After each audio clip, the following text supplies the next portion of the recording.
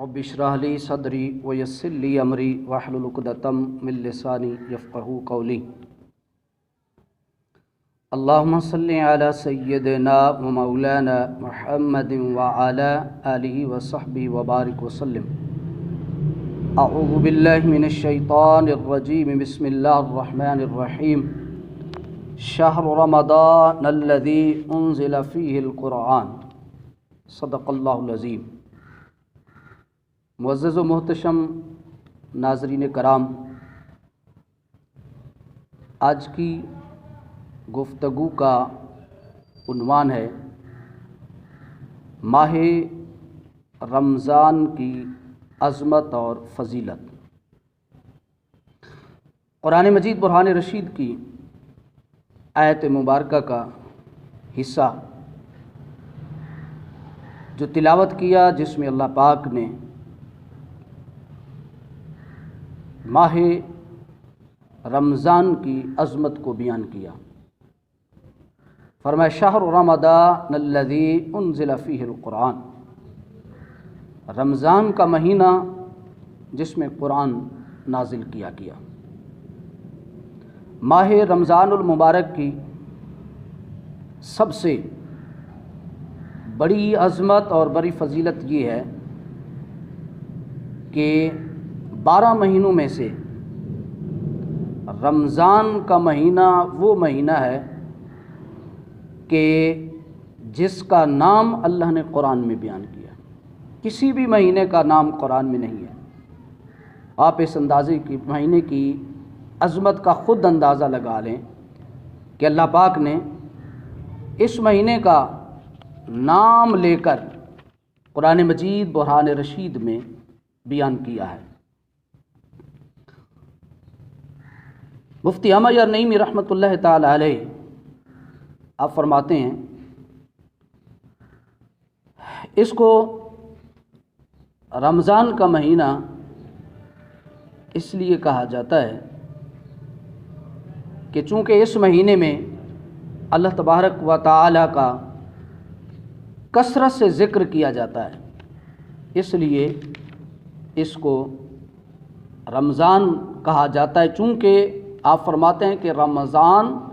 اللہ کے ناموں میں سے ایک نام ہے، اس لیے اس کو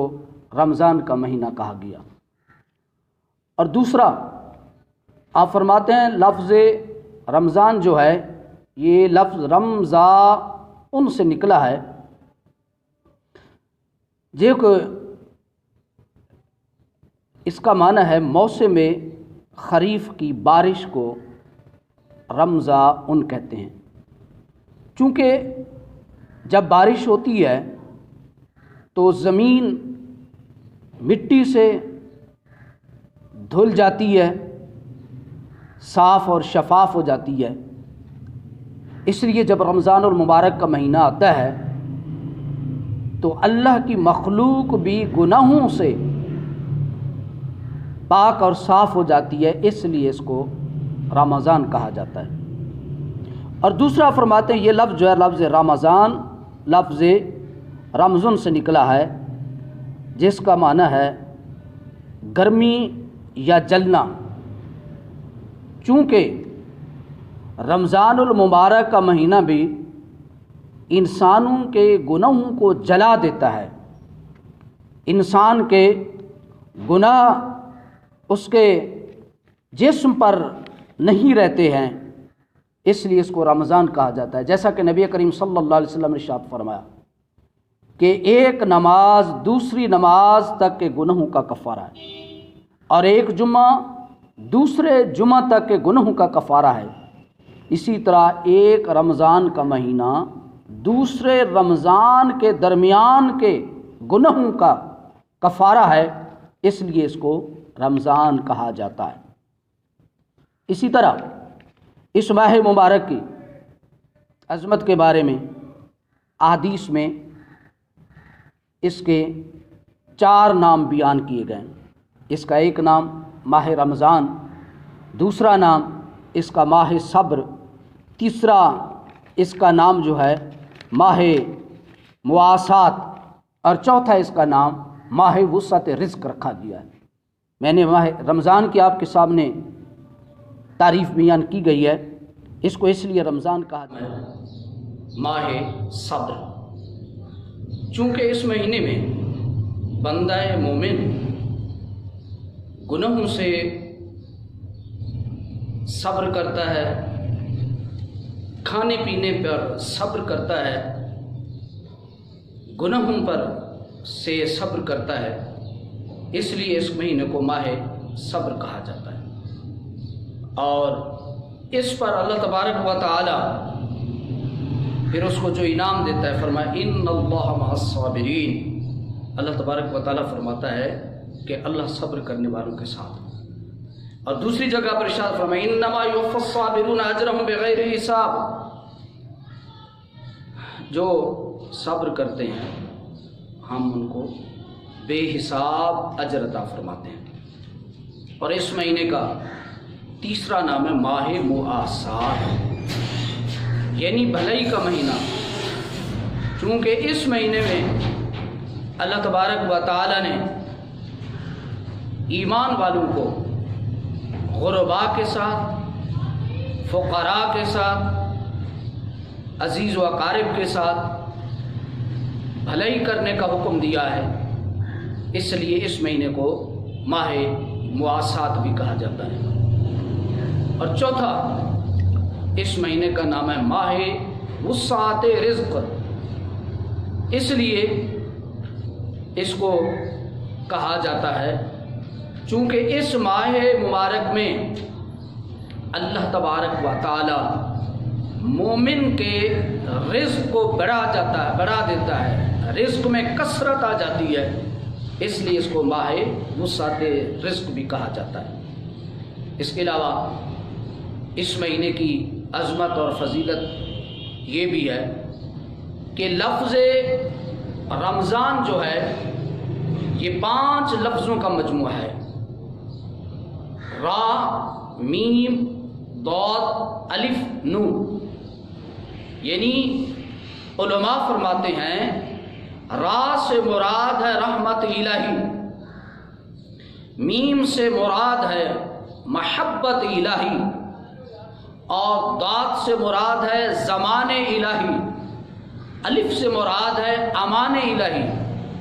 نون سے مراد ہے نور الہی،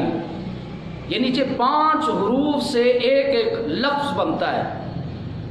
اور پھر چونکہ اس مہینے میں 5 عبادات مخصوص اسی مہینے میں کی جاتی ہیں جو اور کسی مہینے میں نہیں کی جاتی ہیں، یعنی روزہ، تراویح، تلاوت قرآن، اعتکاف اور شب قدر، تو یہ 5 عبادات ہیں۔ روزہ بھی اسی مہینے میں، تراویح بھی اسی مہینے میں، اعتکاف بھی اسی مہینے، شب قدر بھی اسی مہینے میں، اور قرآن کی تلاوت بھی چونکہ اس مہینے میں سب سے زیادہ کی جاتی ہے، اس لیے علماء فرماتے ہیں جو بندہ یہ 5 عبادات بھی جاتا ہے، روزہ رکھتا ہے، تراویح پڑھتا ہے، اعتکاف کرتا ہے، شب قدر کو جاگتا ہے، تلاوت قرآن کی کثرت کرتا ہے، تو اللہ تبارک و تعالیٰ ایک ایک عبادت کے بدلے اللہ اس کو ایک ایک انعام عطا کرتا ہے۔ یعنی جو بندہ یہ 5 عبادات کرتا ہے اللہ تبارک و تعالیٰ کو اس کو رحمت الہی بھی ملتی ہے، محبت الہی بھی ملتی ہے، اللہ کی ضمانت بھی ملتی ہے، اللہ کا نور بھی ملتا ہے، اور اس کو اللہ کی امان بھی حاصل ہو جاتی ہے۔ اسی طرح میرے اور آپ کے آقا مولا جناب حضرت محمد رسول اللہ صلی اللہ علیہ وسلم نے ارشاد فرمایا، الترغیب والترہیب کی حدیث سے پاک ہے، آقا علیہ الصلوۃ والسلام نے ارشاد فرمایا کہ اللہ تبارک و تعالیٰ نے میری امت کو اس ماہ رمضان المبارک میں 5 ایسی، میرے رب نے اس امت کو 5 ایسی چیزیں عطا فرمائی ہیں جو مجھ سے پہلے اللہ نے کسی بھی نبی کو عطا نہیں فرمائی ہیں۔ آقا علیہ الصلوۃ والسلام ارشاد فرمایا، پہلی چیز، پہلا انعام جو اللہ نے میری امت کو اس مہینے میں عطا فرمایا، آقا علیہ الصلوۃ والسلام نے ارشاد فرمایا جب ماہ رمضان المبارک کی پہلی رات آتی ہے، یعنی جب چاند رات نظر آتی ہے، تو آقا علیہ الصلوۃ والسلام نے ارشاد فرمایا اس رات میرا رب جو ہے میری امت پر اپنی رحمت نظر فرماتا ہے، اپنی رحمت کی نظر فرماتا ہے۔ تو آقا علیہ الصلوۃ والسلام نے ارشاد فرمایا جس پر اللہ کی رحمت کی نظر پڑ جاتی ہے تو اللہ تبارک و تعالیٰ کبھی بھی اس کو عذاب نہیں دے گا. پہلا انعام یہ عطا فرماتا ہے. دوسرا آقا علیہ الصلوۃ والسلام نے فرمایا، دوسرا انعام یہ عطا فرماتا ہے کہ روزہ دار کے منہ کی جو خوشبو ہے، آپ جانتے ہیں کہ بندہ جب 14-15 گھنٹے جب کھانا نہیں کھاتا ہے، پانی نہیں پیتا ہے، تو اس کا معدہ جو ہے وہ خالی ہو جاتا ہے. اور جب معدہ خالی ہو جاتا ہے تو بندے کے منہ سے جو ہے، جس کو ہم بدبو کہتے ہیں، ایک عجیب سی سمیل نکلتی ہے، جیسے بو آتی ہے، جیسے انسان کھن کھاتا ہے. لیکن آقا علیہ الصلوۃ والسلام نے ارشاد فرمایا، روزہ دار کے منہ سے نکلنے والی جو خوشبو ہوتی ہے اللہ کے نزدیک، وہ خوشبو جو ہے وہ اللہ کو مشک اور عنبر سے بھی زیادہ اللہ کو وہ خوشبو لگتی ہے. حالانکہ انسان اس بو سے نفرت کر رہا ہوتا ہے، لیکن میرے رب کو روزہ دار کے منہ سے نکلنے والا ایک ایک سانس جو ہے میرے رب کو مشک اور خوشب عنبر سے بھی زیادہ اچھا اور پیارا لگتا ہے. اور تیسرا آقا علیہ الصلوۃ والسلام نے فرمایا، ماہ رمضان المبارک میں اللہ تبارک و تعالیٰ کے فرشتے ہر رات کو اور ہر دن کو بھی اور رات کو بھی، آقا علیہ الصلوۃ والسلام نے فرمایا، فرشتے میری امت کی بخشش کی دعائیں کرتے ہیں. اور چوتھا آقا علیہ الصلوۃ والسلام نے ارشاد فرمایا کہ اللہ تبارک و تعالیٰ جنت کو حکم عطا فرماتا ہے کہ میرے نیک بندوں کے لیے تو مزین ہو جا، تو آراستہ ہو جا، تو خوبصورت ہو جا. کیوں کہ ان قریب میرے بندے محنت اور مشقت کر کے، دن کو روزے رکھ کے، رات کو تراویح پڑھ کے، رات کو قرآن سن کے، دن کو روزے رکھیں گے، رات کو تراویح پڑھیں گے، تو یہ محنت کر کے آ رہے ہیں، مشقت کر کے آ رہے ہیں. اے جنت تو ان کے لیے سج جا، مزین ہو جا، خوبصورت ہو جا. تو اللہ تبارک و تعالیٰ ماہ رمضان المبارک میں روزے داروں کے لیے اپنی جنت کو اسپیشل سجا دیتا ہے. اور پانچواں انعام میرے آقا علیہ الصلوۃ والسلام نے ارشاد فرمایا، جب ماہ رمضان کی آخری رات آتی ہے تو اللہ تبارک و تعالیٰ میری امت کے ان سب لوگوں کی بخشش کر دیتا ہے جنہوں نے روزے رکھے ہوئے ہیں، تراویحیں پڑھی ہوئی ہیں، عبادات کیے ہوئے ہیں. تو آقا علیہ الصلوۃ والسلام نے جب یہ فرمایا تو ایک شخص جو ہے وہ کھڑا ہو گیا اور عرض کی، یا رسول اللہ صلی اللہ علیہ وسلم، ارشاد فرمائیں کہ کیا یہ لیلۃ القدر ہے؟ یعنی اللہ تبارک و تعالیٰ لیلۃ القدر میں بندوں کی بخشش فرماتا ہے. تو آقا علیہ الصلوۃ والسلام نے فرمایا، میرے صحابی نہیں، بلکہ کیا تم دیکھتے نہیں ہو کہ جب کوئی مزدور مزدوری کرتا ہے تو اس کے کام سے فارغ ہونے سے پہلے اس کا مالک اس کو اجرت دے دیتا ہے. تو اسی طرح ماہ رمضان المبارک میں رمضان کے مہینے سے فارغ ہونے سے پہلے ہی جب آخری رات آتی ہے تو اللہ تبارک و تعالیٰ پھر میری امت کے گناہ، میری امت کے لوگوں کو جو عبادات کی ہیں ان پر میرا رب ان کو یہ اجر عطا فرماتا ہے کہ میرا رب ان کی مغفرت اور بخشش فرما دیتا ہے. تو ماہ